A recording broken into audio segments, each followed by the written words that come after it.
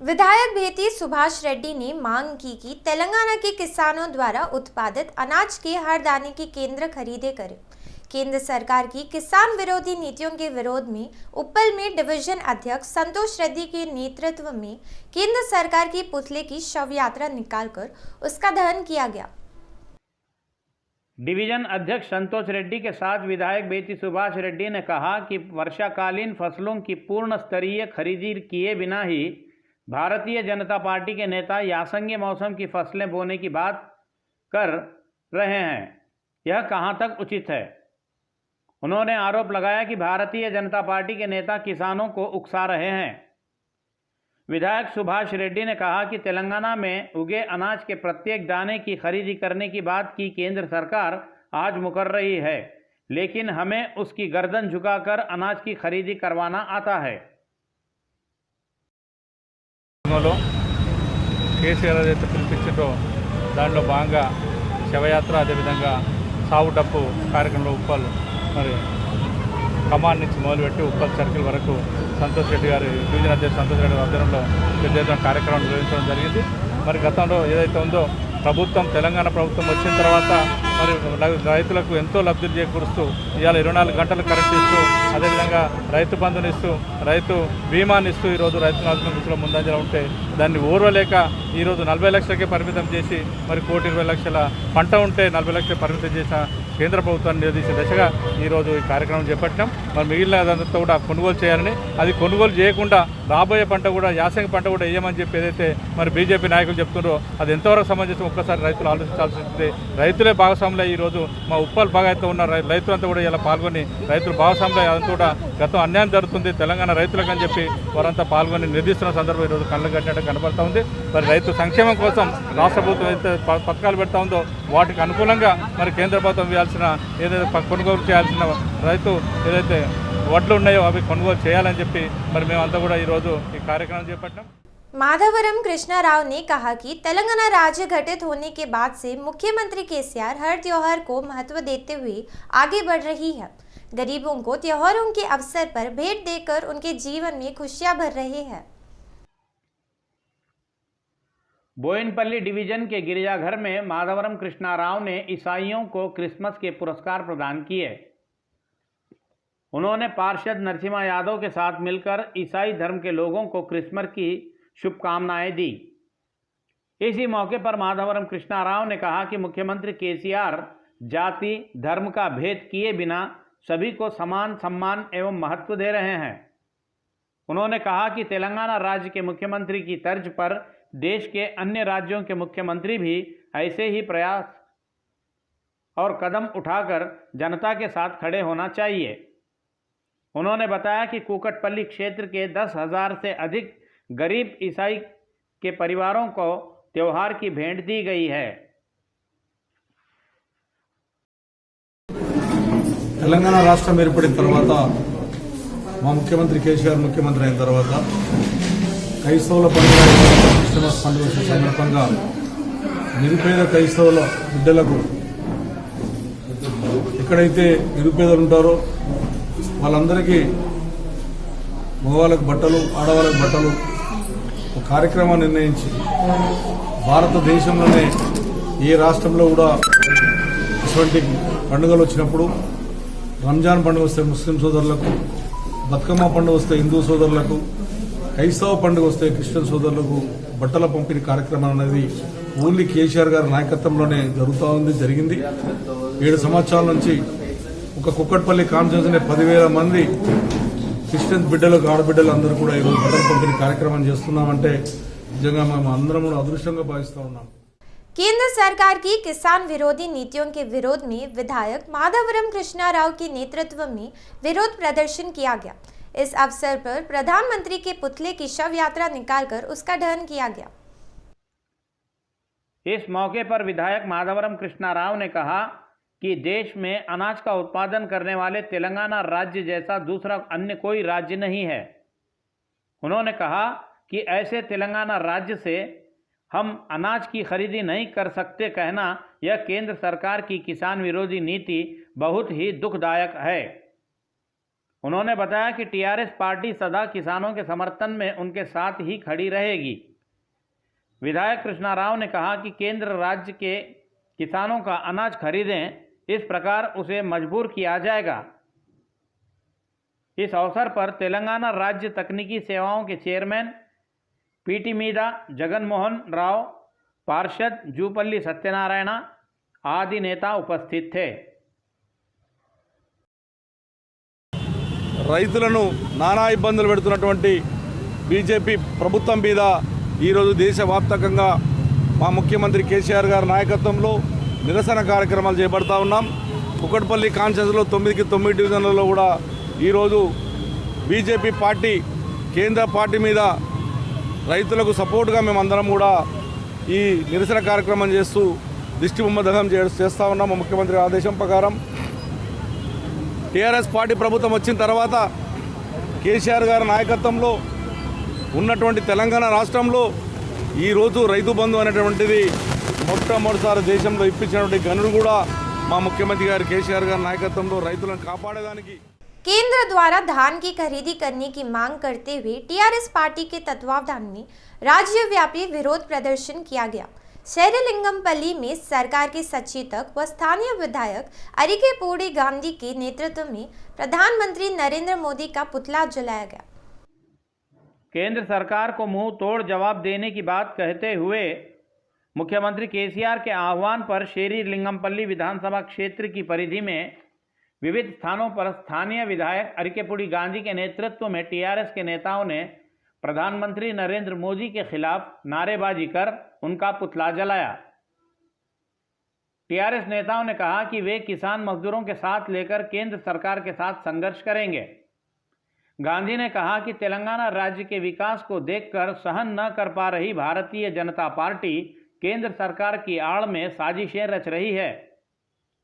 इस कार्यवाही में किसानों को बलि का बकरा बनाया जा रहा है। उन्होंने आगे यह भी बताया कि केंद्र की भारतीय जनता पार्टी नेतृत्व वाली सरकार हर एक संस्था का निजीकरण कर रही है, जिसका टीआरएस पार्टी विरोध करते हुए उनके प्रयासों में अवरोध खड़े कर रही है। उन्होंने किसानों से आग्रह किया कि वे भारतीय जनता पार्टी के नेताओं की बातों में तथा उनके मायाजाल में ना फंसें। చేసే కార్యక్రమాలు చేస్తూ ఉన్నారు. ఇవన్నిటి కూడా పెత్తందారులకు పెద్దలకి కట్టబెట్టే కార్యక్రమాలు చేస్తున్నారు. వీటిని సాగనీయం.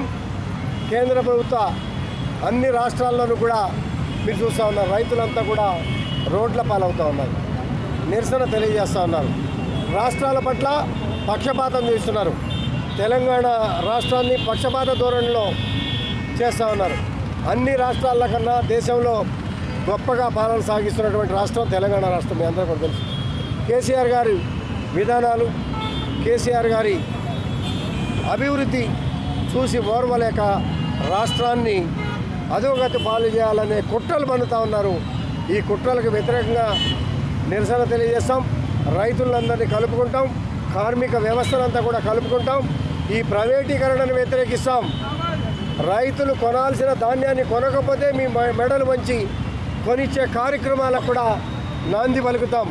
పార్లమెంట్లో చూసాం, అసెంబ్లీలో బిల్లు పాస్ చేసి చూసాం. మేము అన్ని రకాల రైతుల్ని ఆదుకోవాలని తెలియజేస్తున్నాం. రైతులకు కూడా మేము ఒకటే చెప్తా ఉన్నాం, రైస్ మిల్లర్స్ కొంటా అని మీకు అగ్రిమెంట్ ఇస్తే ధాన్యం వేసుకోండి. धान की फसलों की खरीदी के संबंध में केंद्र सरकार द्वारा अपनाई जा रही विरोधी नीतियों की लेकर टीआरएस पार्टी संघर्ष की राह पकड़ी है। इसी संदर्भ में मलकाजगिरी टीआरएस पार्टी संसदीय प्रभारी मर्री राजशेखर तथा मेरचल मंडल अध्यक्ष दयानंद यादव के नेतृत्व में प्रधानमंत्री के पुतले की शव यात्रा निकालकर उसे जलाया गया। इस संदर्भ में टीआरएस नेताओं ने केंद्र सरकार के खिलाफ नारेबाजी करते हुए प्रधानमंत्री नरेंद्र मोदी के पुतले की शव यात्रा निकाली। इस अवसर पर मलकाजगिरी टीआरएस पार्टी के संसदीय प्रभारी मर्री राजशेखर रेड्डी ने कहा कि केंद्र सरकार तेलंगाना के किसानों की फसलों की खरीदी किए बिना राज्य के साथ पक्षपात कर रही है। उन्होंने कहा कि जिस मुंह से भारतीय जनता पार्टी यासंगी में फसलें बोने की बात कही, आज उसी मुंह से अनाज की खरीदी न करने की भी बात कह रही है जो अन्यायपूर्ण है। उन्होंने इस संबंध में अपना विरोध एवं आंदोलन जारी रखने की जानकारी दी। కేంద్ర ప్రభుత్వ చర్యలకు నిరసనగా యాసంగి పంట కొనమని చెప్పి తెగేసి చెప్పిన కేంద్ర ప్రభుత్వ చర్యలకు నిరసనగా ఇక్కడ పెద్ద ఎత్తున రైతులు అదేవిధంగా రైతులకు సంఘీభావం తెలుపుతూ మా నాయకులు వచ్చి ఇక్కడ నిరసన తెలియజేసి శవయాత్ర చేయడం జరిగింది. కేంద్ర ప్రభుత్వం వాళ్ళు ఇవాళ రాష్ట్ర ప్రభుత్వం ఏ విధమైన చర్యలు తీసుకుంటుందో ఆ చర్యలను సమర్థించాల్సింది పోయి వ్యతిరేకంగా వాళ్ళు చేస్తున్న పనికి ఇలా పెద్ద ఎత్తున నిరసన వ్యక్తమవుతుంది.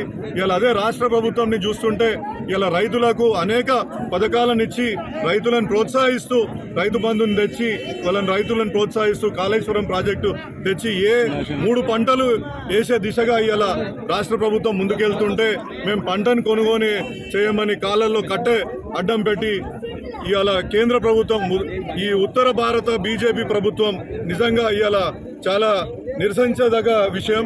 ఇది మానుకోవాలని ఈ సందర్భంగా హెచ్చరిస్తూ ఏదైనా నిరసన వ్యక్తం చేస్తే ఎక్కడ మా పైకి ఇలా లారీలు దోలుతారో అని భయపడుతున్న జనం ఉన్నారు చూస్తున్నాం. అదేవిధంగా ఏమన్నా మాకు ఇవి అందుబాటులోకి తీసుకురావట్లేదు అని కేంద్ర ప్రభుత్వాన్ని అడిగితే వాళ్ళు ఏ చెంపదెబ్బలు కొట్టి పంపిస్తారో అనే రకంగా వాళ్ళు బిహేవ్ చేస్తున్నది.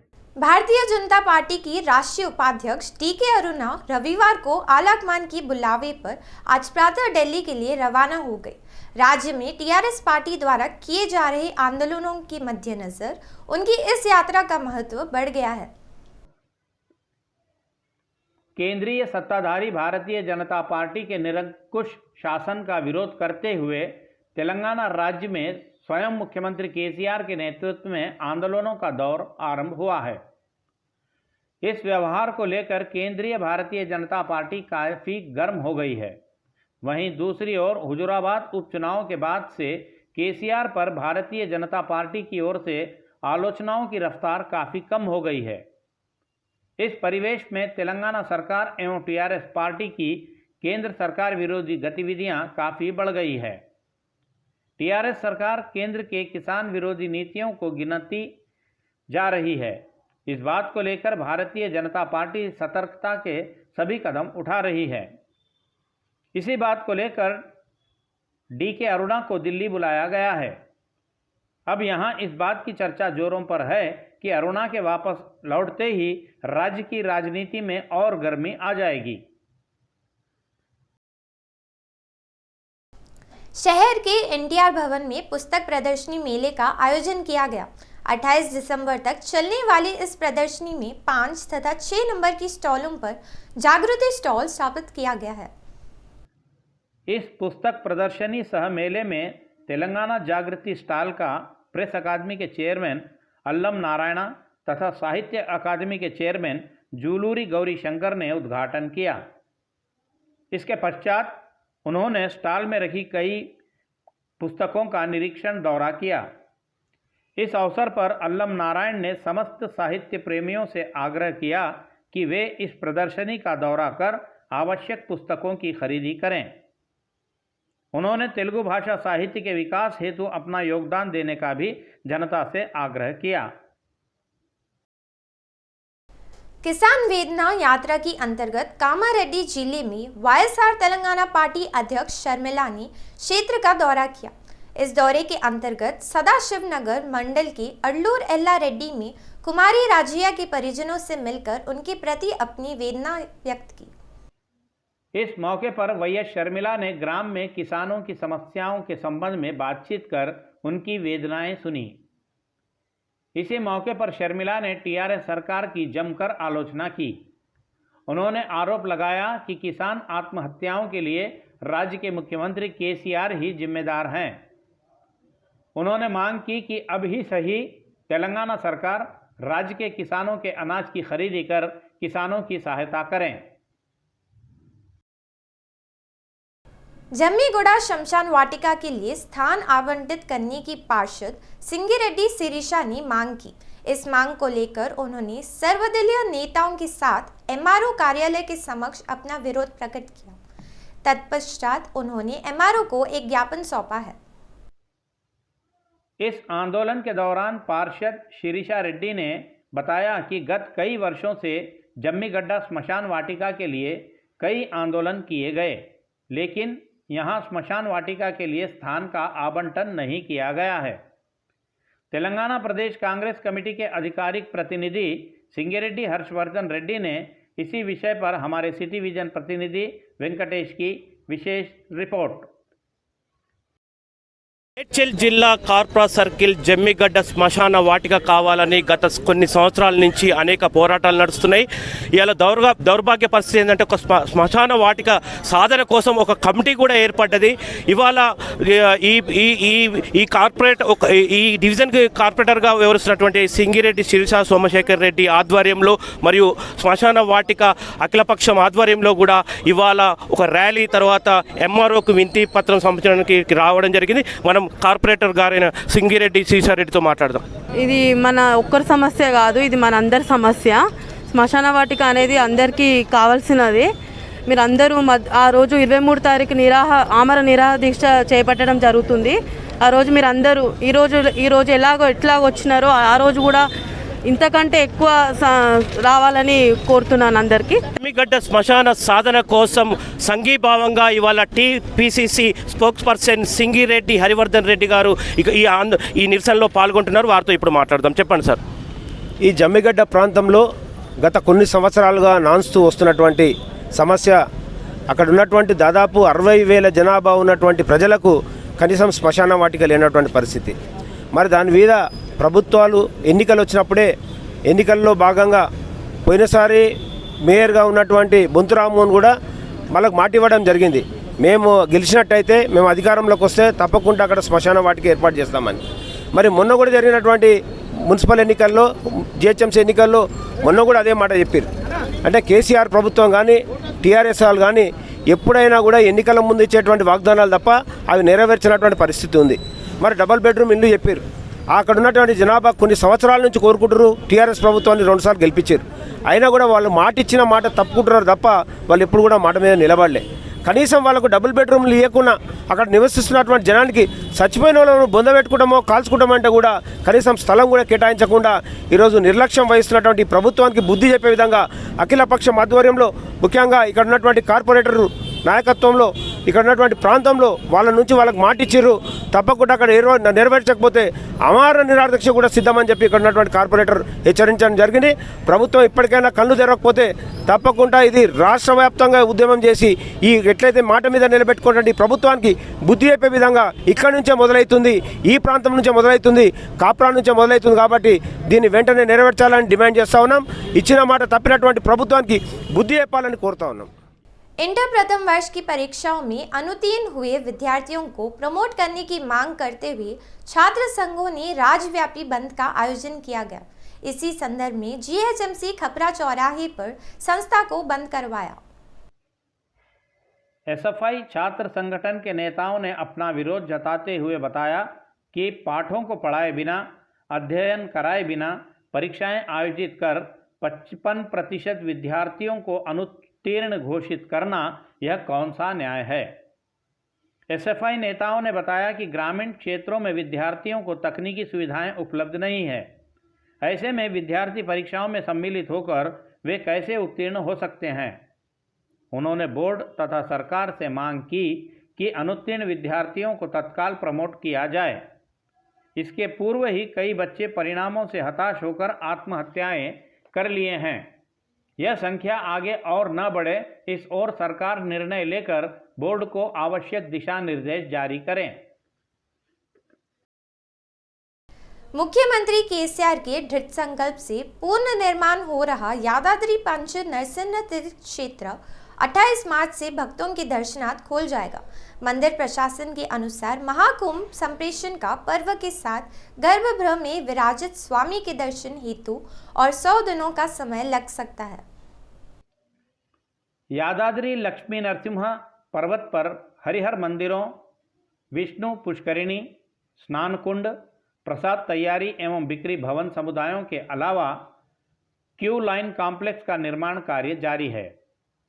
इसके अलावा अन्यत्र कहीं पर भी देखने को नहीं है ऐसे 6 राजगोपुरमों, दिव्य विमान, चारों ओर शिल्पकला सौरभ प्राकारों का निर्माण कर मुख्य गोपुरों पर सोने की परत चढ़ाकर विद्युत दीपों की रोशनी से उसे साज सज्जाकर आकर्षक बनाने का कार्य तेज रफ्तार से किया जा रहा है।